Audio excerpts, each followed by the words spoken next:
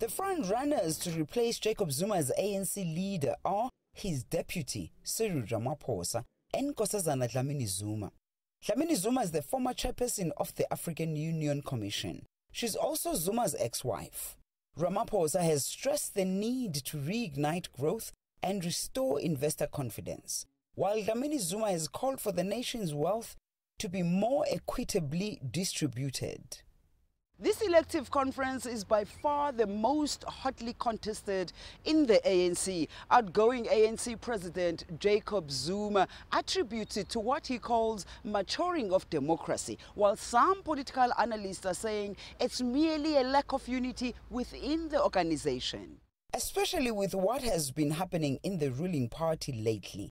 Some of the ruling party's provincial elective conferences have been marred by violence, and a number of ANC provincial leaders have been killed in the run-up to the conference.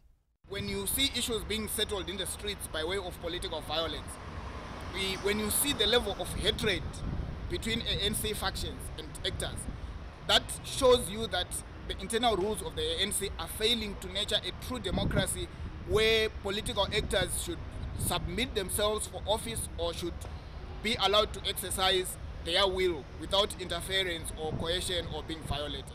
Amid fears that the ANC's electoral conference could collapse because of infighting, the race to succeed President Jacob Zuma has now affected government departments.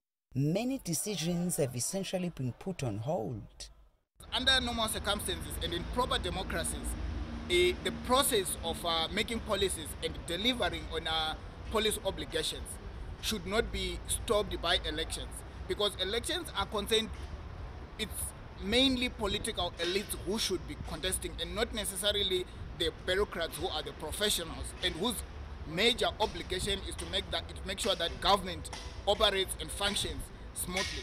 However, the challenge now that we see is that there is deeper realignment of political camps within the ANC, and these camps implicate the major bureaucrats in government institutions.